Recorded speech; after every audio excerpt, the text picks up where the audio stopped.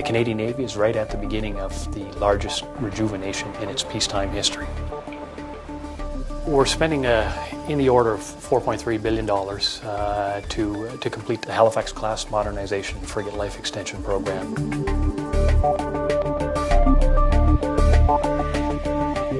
The ships were designed in the Cold War, and I think they were designed for Cold War missions. That would have meant largely anti-submarine warfare work and anti-surface warfare work, and the line between Greenland, Iceland, and the United Kingdom as part of Cold War readiness and deterrence. That is an open ocean. Ironically, just as these ships were about to be delivered based on that design, the wall fell, Cold War ended, and although initially everyone thought that there would be a great peace dividend, in fact, the experience has taught us the other way. There's been more hotspots, more troubles in all of the tough neighborhoods of the world. And so we've been employing and leveraging the capability that was built into the frigates for employment around the world. We've brought it into the littoral, and we've faced a different kind of threat. We were, of course, able to do that because of the capacity built into the ship and by adapting our tactics. Commodore Captain, Cedar F-180 to operate. Hi, sir. I'm the captain of HMCS Halifax, the first of 12 Halifax class frigates built in the 1990s. Halifax herself was commissioned in 1992. I name you HMCS Halifax. God bless the ship and all who sail on her.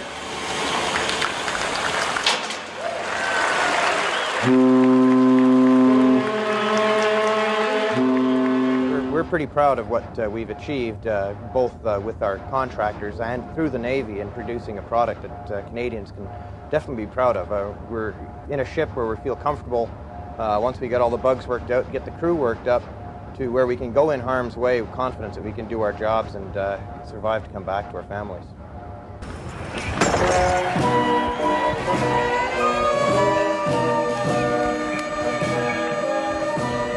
Calgary, sixth in a line of 12, joins her natural element.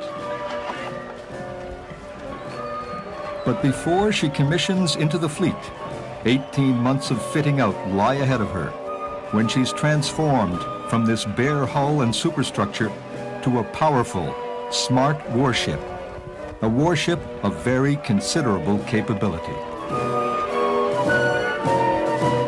She's one of 12 new Canadian patrol frigates. They'll all be afloat by the mid-90s.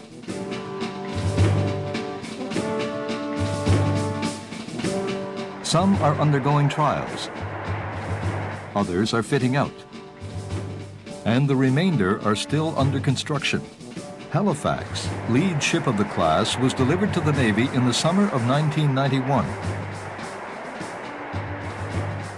The last and 12th ship in the program, HMCS Ottawa, is on schedule for delivery in 1996.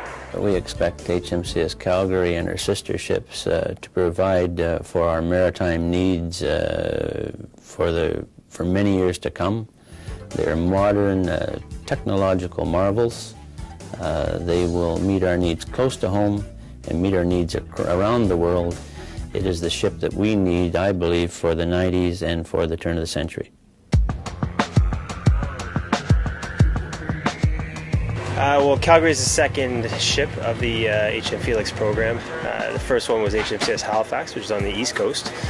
So we are the second that went through the project itself, the extended work period, in the Halifax Class Modernization. HMCS Winnipeg was commissioned in 1995.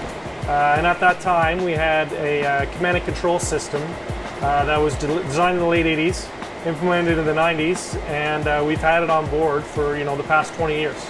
Vancouver's weapon systems are probably some of the most advanced in the world. However, the level of integration that we've achieved in this ship with all the different computer systems and the command and control system that run the ship are probably the gem of what makes the ship what it is and makes the ship the most advanced combat system in the world. When this ship was built in 1992, the 486DX chip had just been released in the computing world, which means that You couldn't support a 486DX computer running Windows 3.1 now if you wanted to. You wouldn't be able to find software to run it. You wouldn't be able to get spare parts for that computer. And warships are no different than that. Much of the technology on board the ship is circa 1980s technology. And of course, missile technology and other weapons advance. And so as we're now in the 2010 and beyond time frame, it's necessary to update a lot of the electronics and some of the mechanical systems to bring the ship up to a level that they can deal with modern threat. Torpedo, torpedo, torpedo, bearing 045! Ocelot Toro 2 FDA closing our force from the northeast. Let me know when you have eyes on, and we're looking for wings dirty and we're looking for bomb toss. These ships didn't come out equipped with the internet. There were no networks on board. In fact, there wasn't even space on the desks for computers. One of the bigger changes that we're going to see on board the new class of ship is we're going to go from the current consoles, which do not have any IT workstations at them, we have a lot of laptops on board at present, to a console that integrates both unclassified and classified networks at the workstation, which will allow the user to actually see in real-time communications via chat networks and via email to other units, notably other NATO units.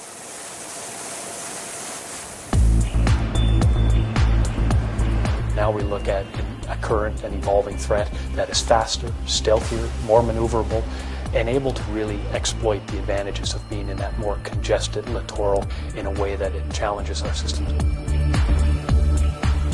The inshore environment is very complex. It provides fresh water mixing with salt water, multiple temperature layers, which makes anti-submarine warfare very difficult. And of course you're operating close to land, which means that threats from land and from over the land approach with very reduced warning times, which means that you need to have sensors and weapons that are capable of reacting far faster than the ones for which the ship was conceived. And on top of that, they have to be able to operate in an area where there's a lot of clutter, a lot of merchant shipping.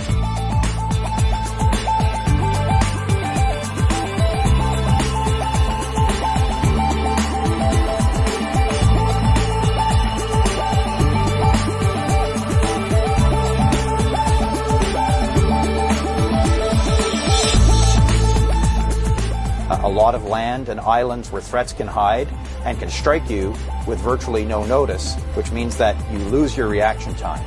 In order to buy that reaction time back, you have to basically build and buy new sensors with a lot of processing capability in order just to see what's going on in order to defend yourself when you're operating close inshore.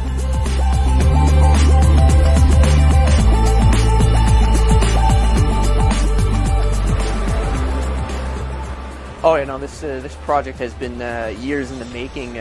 Much of it has been happening both at the Ottawa level in the designing and planning, as well as right here in the fleet with just interacting with the individuals who operate on board these ships and asking them what needs to be upgraded, what are you finding out. Every time we put to sea, we go through a lessons learned process where we actually report back on what types of things our counterparts have improved upon and how we found it difficult to integrate or if we had any issues along the way, what kind of things we need to do to upgrade our systems. So that's all been fed back now to Ottawa, and they were able to integrate all those different requests as much as possible into the new design and development, so that way they're responding to the changes that we've identified here within the fleet ourselves.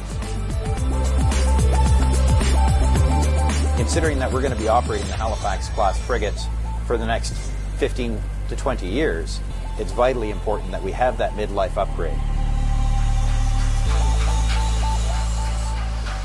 Generally speaking, in shipbuilding programs, you don't really hit your efficiency stride till you're into about the 6th ship of a production program.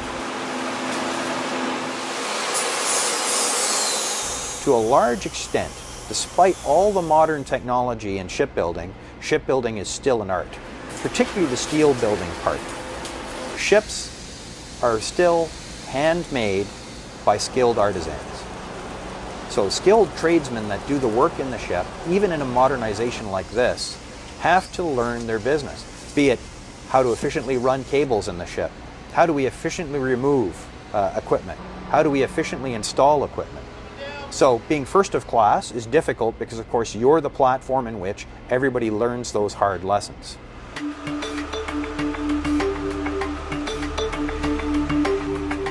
So this is sort of the process of baselining the ship. The military is removing a lot of the old equipment that requires overhaul. We've replaced some of the diesels that the military said would be replaced before it goes to the civilian shipyard. And we're removing all of the extra things that were added to the ship, destoring it, defueling it, removing all the ammunition, getting it ready to turn over to the civilian shipyard. And that is about a 6-month process to remove everything from personal clothing and bunking to the 20 years worth of spare parts that have been on board to the ammunition and fuel. It's an extremely busy process for the ship. There's not just activity going on in the ship with the ship's company. There's people coming and going from the fleet maintenance facility all hours a day, 24/7. Most things have to be removed or changed or cleaned. There's hundreds and hundreds of people coming on board and leaving throughout the day, and then there's thousands and thousands of things that have to be done on board before it can be officially signed over to the shipyards, where they actually engage in the heavy changes.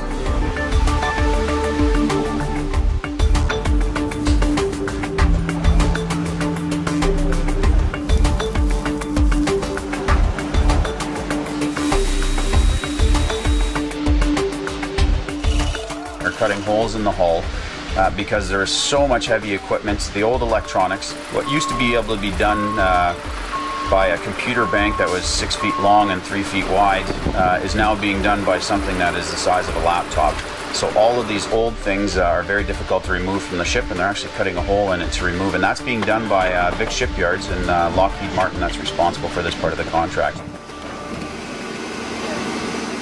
Shortly, all the deck plates that are just below us here will be pulled up. If you do pull those up anytime, you'll see miles and miles of cabling that has to be removed, but before that is removed, it has to be logged, and personnel have to check every single end of it, make sure they record where it's coming and where it's going, and then that has to come back in later on with all the new equipment. It's a big task.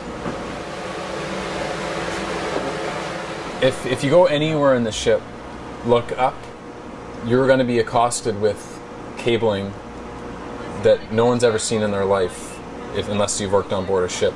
In a combat ship or a military warship, every single system is connected to one another in some way or another, both for power, for information, or for any other network connectivity between different things. And that means for miles of cable, because every system can't just be connected in one way. In a warship, everything has to be redundant. That means everything has to have at least 2, 3, 4 sometimes cables running from different areas. So that's a big task, as you can imagine, is that all that, every single line of cable has to be recorded somewhere, where it starts, where it ends, where it goes, what spaces it goes through.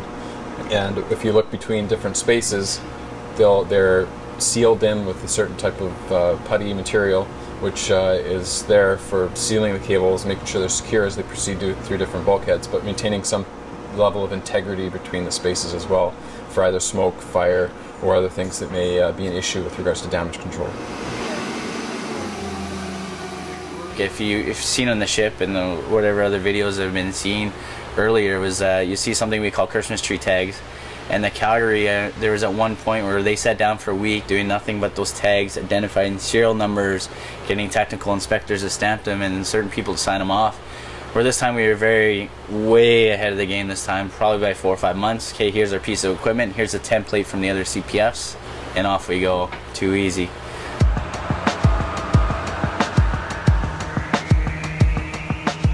We're just shy of the 2-month mark from us handing actually over to the civilian side of it.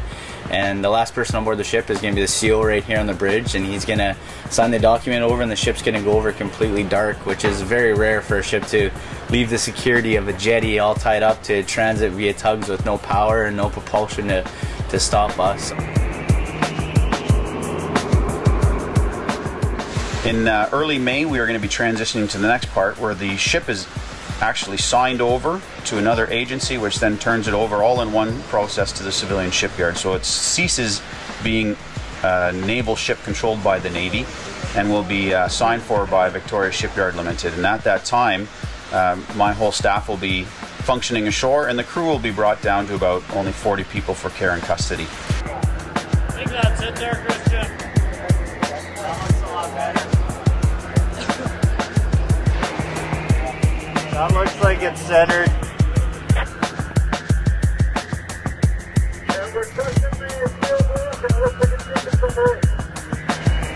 How's that? That's the kill block taking some weight. Oh, yeah. Very bad visibility. Oh, right? yeah. I think you're probably closer than that by looking at this.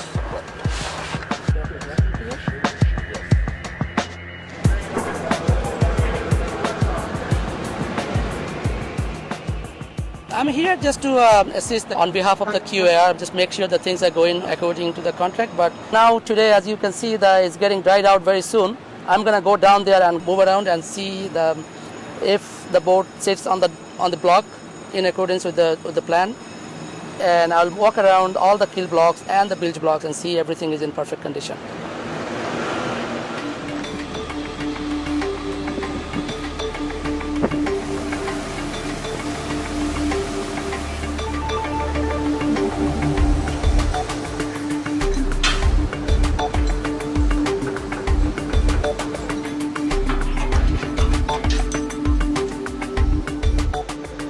To redesign the mast for new equipment foundations is probably about a year pre-engineering. But once the ship gets on the blocks, I have to go and survey the existing equipment and feed that information back to St. John to our fabrication facility, and they build that new mast structure in accordance with the new drawings, but to match the existing structure. Once that's built, they deliver it here to Halifax, and we install it, and I have to then align it to the ship's conditions and training lines and planes. It's a testimony to an excellent design right from the start that we've only had to change a few foundations to accommodate all the new technology, and these ships will provide service to Canada for another 20 years.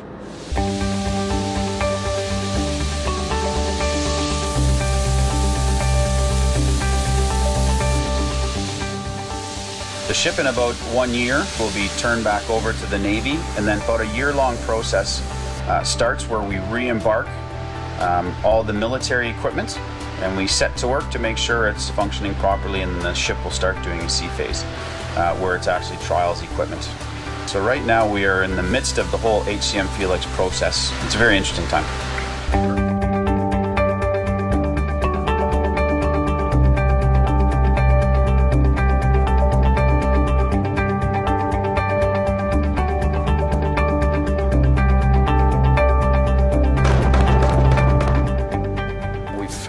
Employing and leveraging the capability that was built into the frigates for employment around the world. The world's changing, and we need to ensure that we have the capacity to deal with that. And that was the driving emphasis behind this modernization, because as you look at it, having run what we can out of the already built capability, we've taken this opportunity to invest in updating the frigates so that they can have just a successful second half of their life as they had in the first half.